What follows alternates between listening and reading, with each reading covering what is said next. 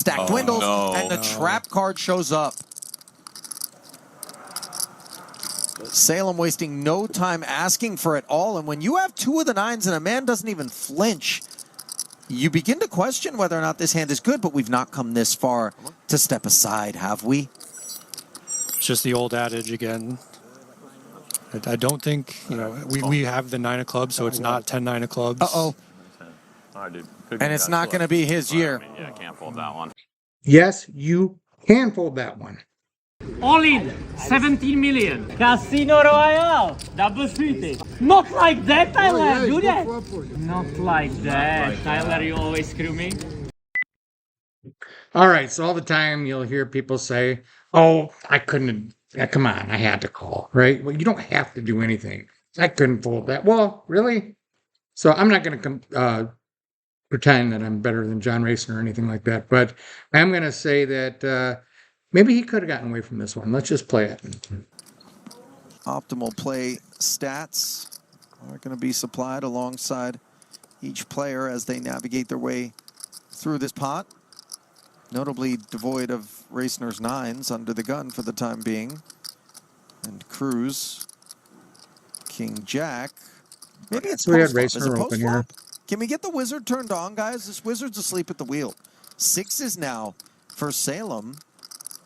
I mean, certainly these are the kind of spots, guys, I would want to know the numbers on. Yeah, seems like a pretty reasonable standard call out of the small blind from sixes. You get to see the optimal play of GTO Wizard. 1.8 in the middle as the big blind concedes, and the sixes flop a set. Overpair and a gut shot, though, for Racener. This is fairly tragic for him, covered.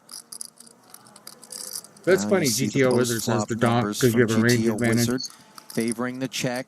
John agrees. A good start from Racener to avoid getting stacked here. Well, he's not going to win this pot, boys, as the fourth six shows up on the turn. Quads for Nick Salem. And GTO Wizard favors killing yourself softly. Yeah, facing two checks, nines is in a pretty good spot here. Little does he know that none of these chips are coming back to him. Excuse me, I want to interject real quick here. The whole GTO thing assumes that people play GTO as well, which means they bluff a lot more than they really do. The computer will say they bluff a lot more. The computer will say you're going to play these certain ranges. And a lot of these assumptions that GTO Wizard and other GTO software make is that the opponent is playing GTO.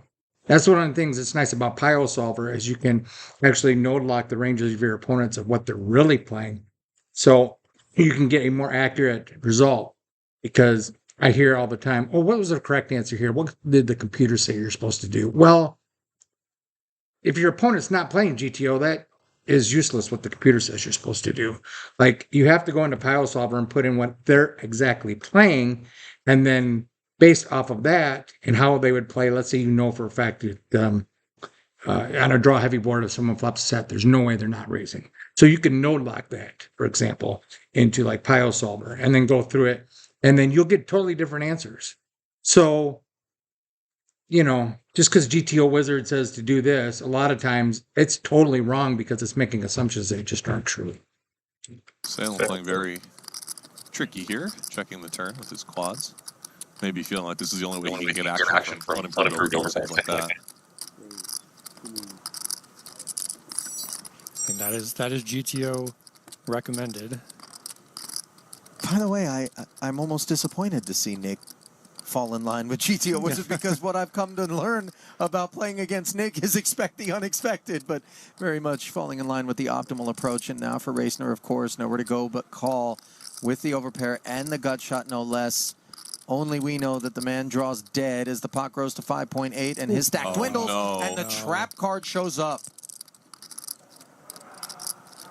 Salem wasting no time asking for it all, and when you have two of the nines and a man doesn't even flinch, you begin to question whether or not this hand is good, but we've not come this far to step aside, have we? It's just the old adage again. I don't GTO think also we have the 9 of clubs, so it's not 10-9 of clubs. makes assumptions. And it's not going to be his year. Yeah, I can't fold that one. As Racener gets shown the quads, clicks call. Good game. All right, so let's talk about this real quick. I can't fold that one. I know GTO Wizard says to call, but GTO Wizard assumes that there's going to be a lot of bluffs, right? That Salem's going to bluff a lot here. So let's go back through the action. He checked to the razor, which makes a lot of sense. And then he check raised the turn. So what is he check raising the turn with? Maybe some draws. But you have the 9 of clubs. You block a lot of the straight draws, flush draws. And he min raised the turn. And you have to ask yourself, well, with this particular opponent, just min click it. Like if he had even trip sixes, let's say, is he just min clicking it? Or would he be raising bigger to protect against the straight and flush draws out there? Now, everything is player dependent. But if this guy's an amateur and you believe for a fact that he's raising with, trip sixes, for example, but bigger, like let's say he's not min clicking it, let's say, unless he has a boat. So he checks the flop, check raises the turn, and then just insta bombs the river. So what could he have that he's doing all that with? Okay, you call, he knows you have something. There's obvious straight out there, and he has no problem just insta jamming. Do you really think that 9s are good? Do you really think he's doing this with ace-6, king-6? He's just insta jamming when the 7 comes on the river? He checks to the razor in natural flow, check raises the turn small, and then insta jams the river when the straight comes in. He knows you could have a straight. He knows you could have a boat. He might figure that, well, you might bet if you had a set, right, on the flop. But, I mean, to me, this screams that Salem has a boat or better. It just screams that because the obvious straight is out there and he just insta jams, has no problem.